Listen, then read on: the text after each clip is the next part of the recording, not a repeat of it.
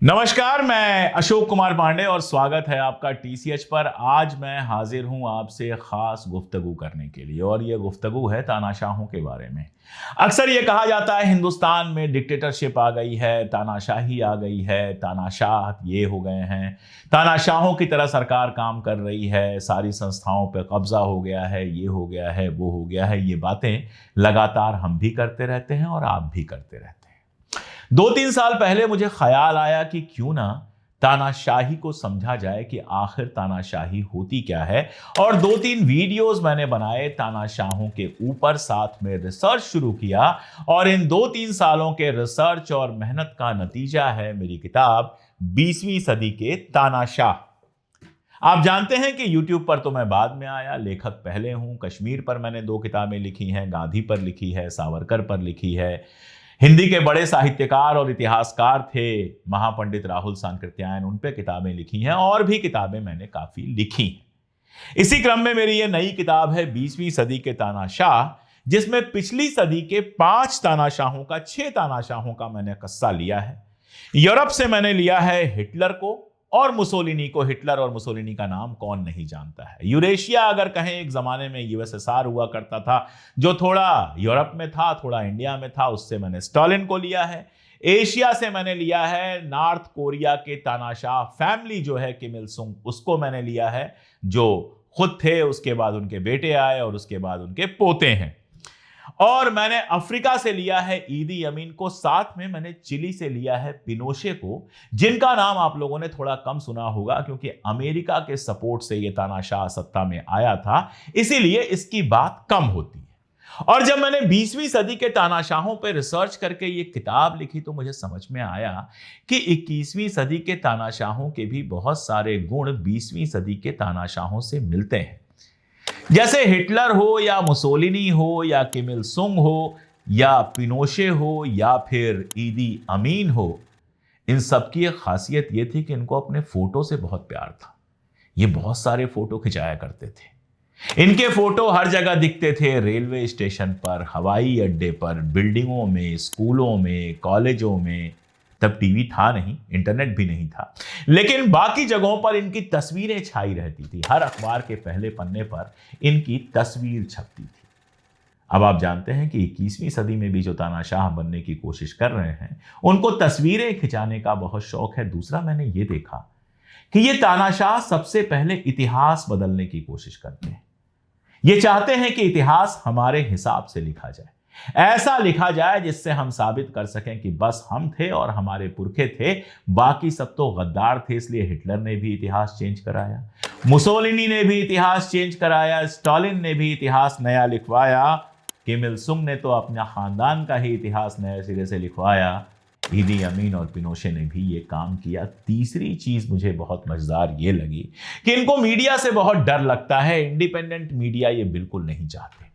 ये चाहते हैं गोदी मीडिया, ऐसी मीडिया जो दिन रात सिर्फ इनकी तारीफ करे। इसलिए जो पत्रकार इनके मुखालिफ लिखते हैं उनको किनारे लगा दिया जाता है, जो अखबार इनके खिलाफ लिखते थे उनको किनारे लगा दिया जाता था। तो हर अखबार में इनकी सिर्फ और सिर्फ तारीफ छपती थी। इनके हर स्ट्रोक को मास्टर स्ट्रोक बताया जाता था और जो इनकी मुखालिफत करने की कोशिश करते थे उनको किनारे लगवा दिया जाता था। उस जमाने में तो फांसी पे चढ़ाना, गोली मार देना, लेबर कैंप में भेज देना, जेलों में भेज देना, ये सब होता था।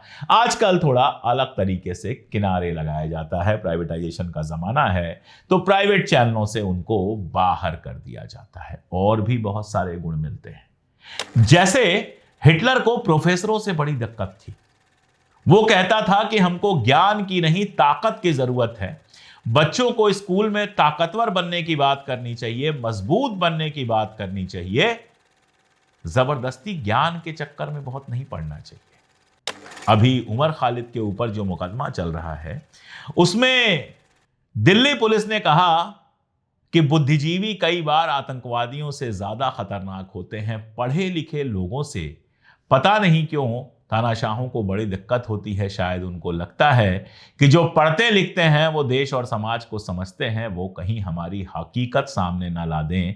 इसलिए इनके ज़मानों में आप देखते हैं कि पढ़ने लिखने वालों के साथ बड़ा अत्याचार किया जाता है। ये यूनिवर्सिटीज़ बनाना पसंद नहीं करते, ये अपनी मूर्तियां लगवाना पसंद करते हैं। किम इल सुंग के बारे में बताऊं कि जब वो मरा तो पूरे मुल्क में 14,000 से ज़्यादा उसकी मूर्तियां लगी हुई थीं और पूरे देश में जो भी उसका शोक नहीं मना रहा था, जो उसकी मूर्तियों के सामने रो नहीं रहा था, उसको जेल भेज दिया गया। और भी बहुत सारे गुण हैं। जैसे जैसे आप तानाशाहों को पढ़ना शुरू करेंगे, जैसे तानाशाह अपनी सेल्फ इमेज को लेकर बहुत परेशान रहता है। वो चाहता है कि लोग मुझे नॉन बायोलॉजिकल समझें, लोग मुझे समझें कि बस मैं सबसे महान हूं। तो हिटलर ने पूरी जिंदगी शादी नहीं की, उसके तमाम औरतों से संबंध रहे। जब वो गया इटली और इटली के राजा ने उसको अपने घर पे ठहराया तो उसने अपने लिए लड़की की मांग की। अपनी सौतेली बहन की बेटी से उसको मोहब्बत थी, लेकिन दुनिया के सामने ऐसे पेश किया जाता था जैसे वो पूरी तरह से ब्रह्मचारी है। परिवार उसने इसलिए नहीं बसाया कि वो जर्मनी की सेवा कर सके। मरने से एक दिन पहले मरा तो क्या था, आत्महत्या की थी, क्योंकि रूस की सेनाओं ने जर्मनी को घेर लिया था, बर्लिन को घेर लिया था। उनके हाथ में पड़े उसके पहले उसने आत्महत्या कर ली थी। आत्महत्या के एक दिन पहले अपनी प्रेमिका से उसने शादी भी कर ली थी, लेकिन सारी जिंदगी कुंवारा होने का नाटक करता रहा। सारी जिंदगी जर्मनों को यह बताता रहा कि मैं तो एकदम ब्रह्मचारी हूं, मेरा काम सिर्फ और सिर्फ जर्मनी की सेवा करना है। ऐसे वो अपनी इमेज बनाते हैं। कई बार ऐसी इमेज बनाती हैं कि मैं तो बहुत गरीब था, मैंने बचपन में बड़े कष्ट उठाए हैं। अपनी गरीबी को भी बेचते हैं और अपनी ईमानदारी, अपने ब्रह्मचर्य और इस तरह की चीजों को भी तानाशाह बेचने की कोशिश करते हैं, ताकि लोगों के सामने एक ऐसी इमेज बनाई जाए कि लोग समझें कि बस हमारे तानाशाह जो हैं वो एकदम परफेक्ट हैं। बिल्कुल। हिटलर की एक और कहानी सुना दूं आपको। एक बार हिटलर जब फर्स्ट वर्ल्ड वार में जर्मनी की तरफ से लड़ रहा था तो एक बंकर में था और अचानक वो उसके मन में कुछ आया, वो थोड़ी दूर चला गया। जब वो दूर चला गया था उसी समय बंकर पर एक बम गिरा और बाकी उसके साथी मारे गए। बाद में उसने कहा कि मैं नॉन बायोलॉजिकल हूं, मैं ईश्वर से सीधे बात करता हूं, ईश्वर मुझे बचाता है, मैं जो कुछ करता हूं वो ईश्वर के कहने पर करता हूं। तो बस ये समझ लो कि ईश्वर का पैगंबर मैं धरती पे हूं, इसलिए मैं जो कहूं उसको सही मानो। इसके अलावा तानाशाहों को हमेशा एक दुश्मन की जरूरत पड़ती है और आमतौर पर अल्पसंख्यकों को दुश्मन बनाया जाता है। हिटलर ने जर्मनी की सारी समस्याओं के लिए यहूदियों को मान लिया कि यहूदी जो हैं वही सारी समस्या के लिए जिम्मेदार हैं। अगर पहले वर्ल्ड वार में हारा है जर्मनी तो उसका कारण यह है कि यहूदियों ने साजिश की है। अगर जर्मनी के अंदर आर्थिक संकट चल रहे हैं तो उसके लिए यहूदी जिम्मेदार हैं, हर चीज के लिए यहूदी जिम्मेदार हैं। और गैर यहूदी जो वहां की जनता थी, ईसाई जनता थी, उसको यहूदियों के खिलाफ खड़ा कर दिया, यहूदियों का नरसंहार करवाया। ऐसे एक अल्पसंख्यक तबके के खिलाफ बहुसंख्यक तबके को खड़ा कर देना, उसको उसका गौरवशाली इतिहास याद दिलाना और यह कह देना कि यहूदियों को अगर तुम मारते हो, यहूदियों से नफरत करते हो तभी देशभक्त हो, ये तानाशाहों को बहुत सूट करता है। कहीं वो यहूदी होते हैं, कहीं मुसलमान होते हैं। अपने देश में भी आप देखिए, दुनिया की हर मुश्किल के लिए, देश के हर परेशानी के लिए मुसलमानों को जिम्मेदार ठहरा दिया जाता है और अल्पसंख्यकों को किनारे लगा के जो बहुसंख्यक हैं उनके अंदर भरा जाता है कि तुम तो सनातन हो, तुम्हारा तो बड़ा गौरवशाली अतीत है। जो लोग हिंदू मुस्लिम एकता की बात करते हैं उनको देश का दुश्मन कहा जाता है। जो सबको साथ लेकर चलने की बात करते हैं उनको देश का दुश्मन कहा जाता है। अब आप सोच सकते हैं कि तानाशाह तानाशाहों से कितना सीखते हैं। ऐसे ही तानाशाहों के पास हमेशा अपनी एक पुलिस होती है। सरकारी पुलिस तो होती ही है, अपनी एक सेना होती है जो पुलिस नहीं होती है लेकिन काम वही करती है जो हमारे यहां मॉब लिंचिंग वाले करते हैं। यानी सरकार के दुश्मनों का सफाया करती है, माहौल बनाती है समाज में नफरत का और नफरत की आग को और भड़काती है। आप जब हिटलर की जो सेनाएं थी, प्राइवेट आर्मीज थी, या फिर मुसोलिनी की जो प्राइवेट आर्मीज थी, या फिर बाकी जगहों पर ईदी अमीन की जो प्राइवेट आर्मीज थी, या फिर रशियन एम्पायर में जो यूएसएसआर था, उसमें जो चीका बनाई गई थी जो बाद में केजीबी बन गई, अगर उसको आप देखेंगे तो आपको समझ में आएगा कि कैसे ऐसी ताकतों का इस्तेमाल अपने दुश्मनों को निपटाने में किया जाता है। और भी बहुत सारी खूबियां आपको मिल जाएंगी। तानाशाह हमेशा ये कहता है, Hitler is always right. Mussolini भी कहता था, मुसोलिनी इज ऑलवेज राइट। मतलब तानाशाह कभी गलत हो ही नहीं सकता है। उसका हर स्ट्रोक मास्टर स्ट्रोक है, उसकी हर बात सही है, लेकिन अंत बड़ा गड़बड़ होता है।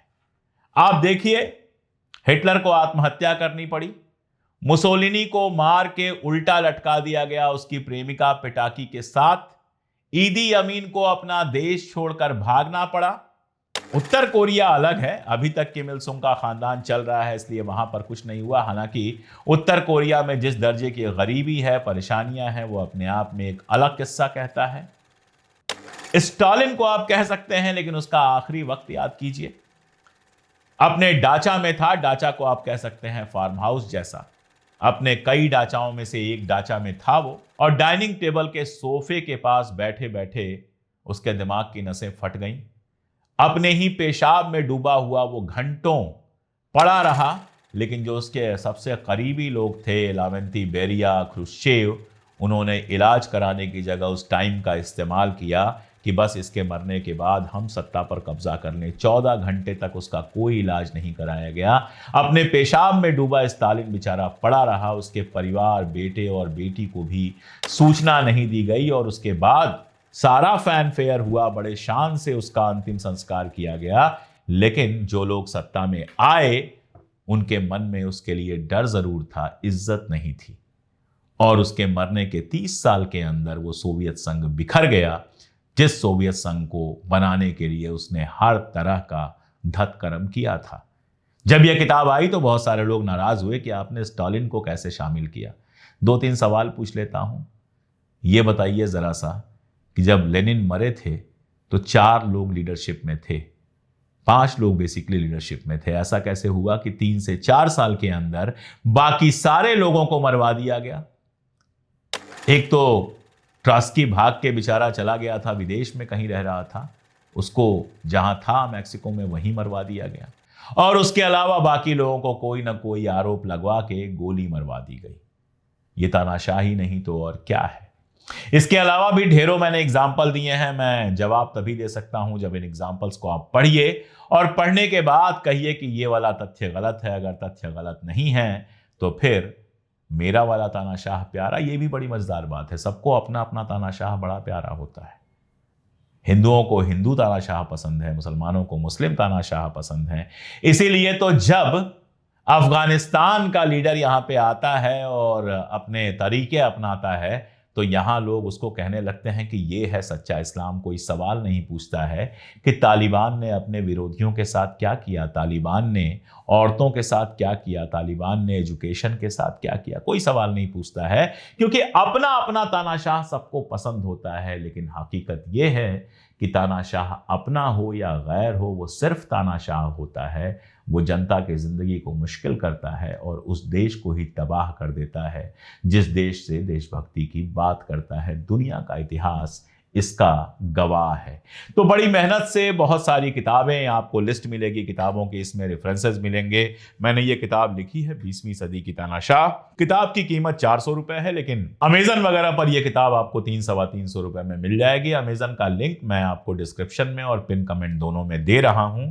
अगर मेरा लिखा पढ़ना चाहते हैं, अगर तानाशाही के बारे में जानना चाहते हैं, अपने वक्त की तानाशाही और पुरानी तानाशाहियों के बारे में, तो इस किताब को मंगाइए, पढ़िए। मेरा वादा है आपको बहुत मजा आएगा। और पढ़ने के बाद अगर कुछ सवाल पैदा होते हैं तो मैं फिर एक बार ऐसा ही वीडियो बनाऊंगा या फिर लाइव करूंगा और आपके सवाल भी लूंगा। बहुत शुक्रिया।